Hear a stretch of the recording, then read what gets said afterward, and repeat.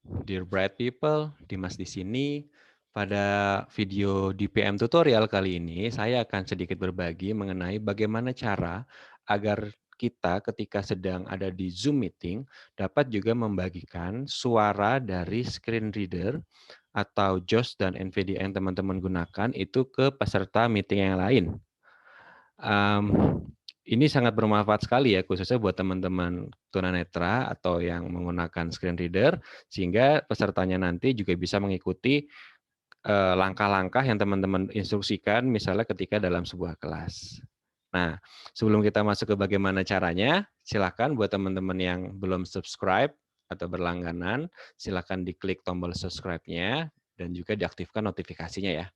So, nggak usah panjang lebar lagi, let's get started.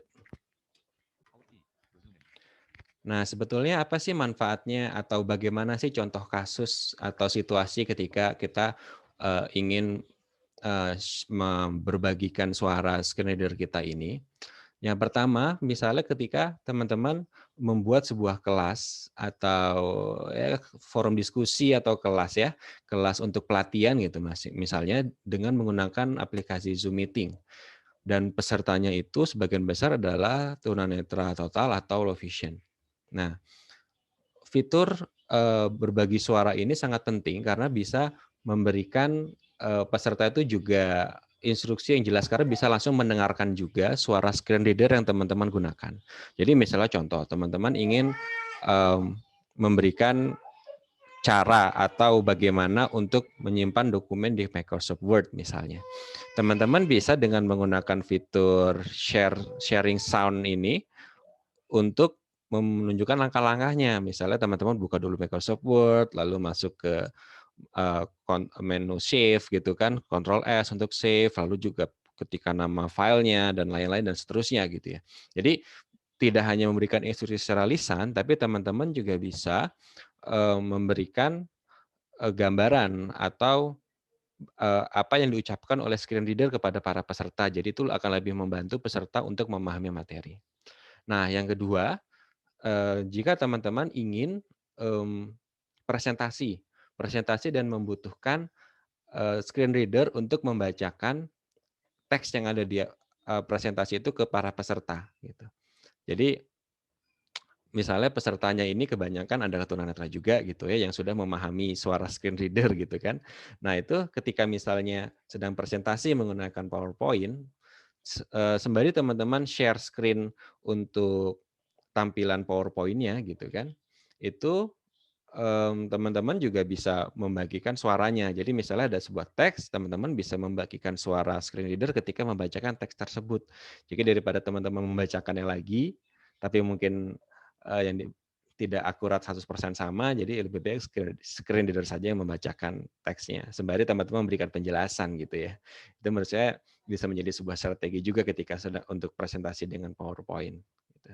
Nah, yang ketiga adalah ketika teman-teman ingin membagikan memang fitur sebuah materi yang sifatnya audiovisual.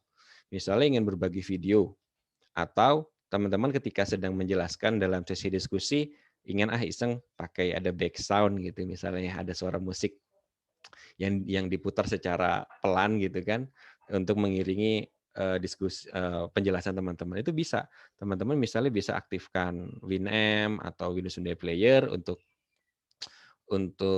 apa namanya untuk memutar musiknya lalu teman-teman bisa gunakan fitur share sound audio ini sehingga ketika teman-teman berbicara itu ada suara back sound di situ ya ada suara musik di situ. Oke, bagaimana sih caranya? Sederhana sekali sebetulnya.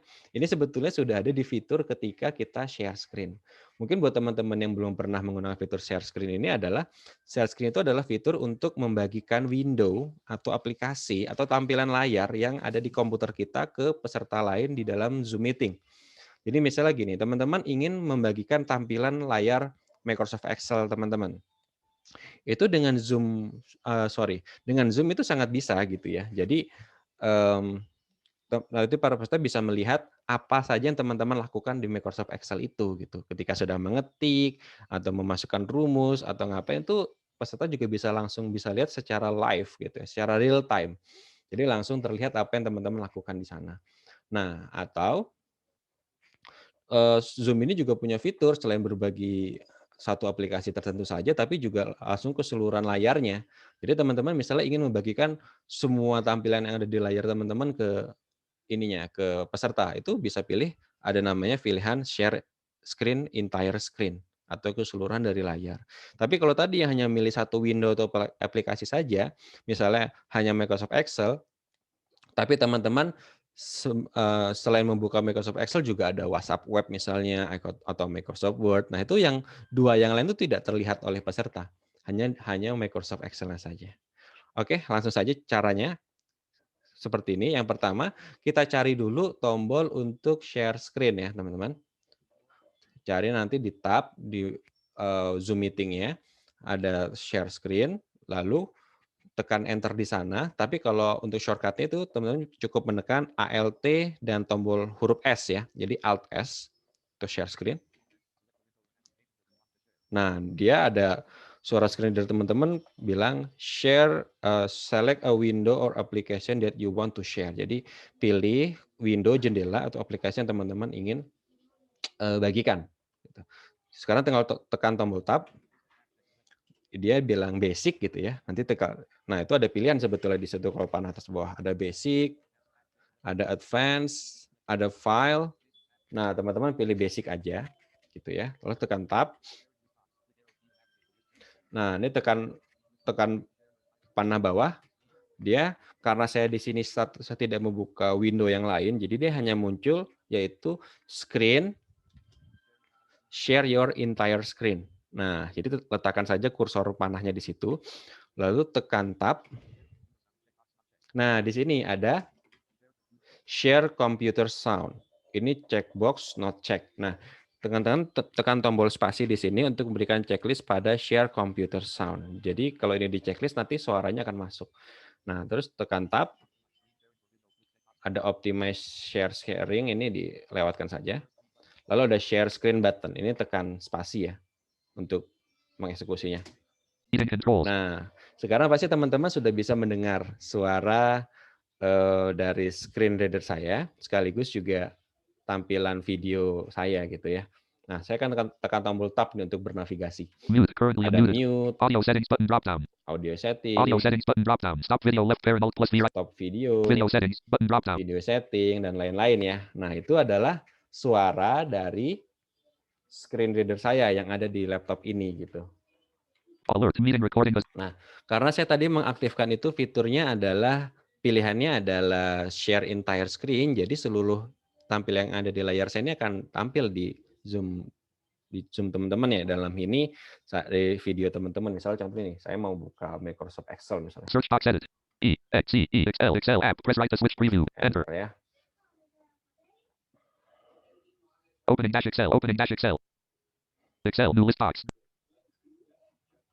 Blank workbook. Select enter. Nah, ini tampilan Microsoft Excel saya tampil di teman-teman sekaligus suaranya kan. Saya lagi buka Microsoft Excel nih. Blank A2.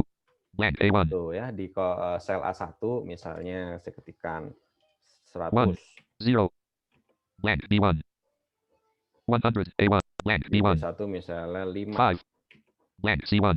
Di C1 saya ketik formula. Type into formula and press enter. Sama dengan A1 star kali B. B1 enter. Blank B2. 5 B1. 500 as formula C1. 500 hasilnya gitu ya. Jadi muncul tampilan Excel sekaligus Alt F4 Microsoft Excel want to save your change ya. Sekaligus juga suaranya. Nah, return to meeting button. Kalau teman-teman sudah video selesai, settings button drop down. Ya tekan saja untuk mematikan dari tombol stop video left parent alt video secure open part more option new share pause share left annotate button more button drop dock to bottom stop share left parent alt plus S right parent button. Nah, ada stop share ya, bisa enter di situ atau shortcutnya gampang Alt S saja. Nah, dengan begini saya sudah tidak membagikan share screen sekaligus juga share audionya. Jadi tuh kalau saya tekan tombol tab, pokoknya suara screen dari saya jadi tidak masuk lagi di video ini atau di Zoom ke partisipan yang lain gitu ya. Nah, itu teman-teman cara sederhananya, silakan dapat digunakan untuk kebutuhan teman-teman. Kayak misalnya tadi untuk memberikan pelatihan via Zoom atau lainnya gitu ya, atau ketika presentasi gitu. Itu aja yang bisa saya sampaikan di DPN tutorial kali ini. Silahkan klik like buat yang suka, lalu share ke sebanyak mungkin orang, sehingga semuanya bisa dapat manfaat yang sama ya. Dan nantikan lagi di DPM tutorial berikutnya untuk tutorial-tutorial yang lain, sehingga kita semua bisa sama-sama menjadi bright people untuk masa depan yang lebih cerah secerah mentari. Terima kasih and see you.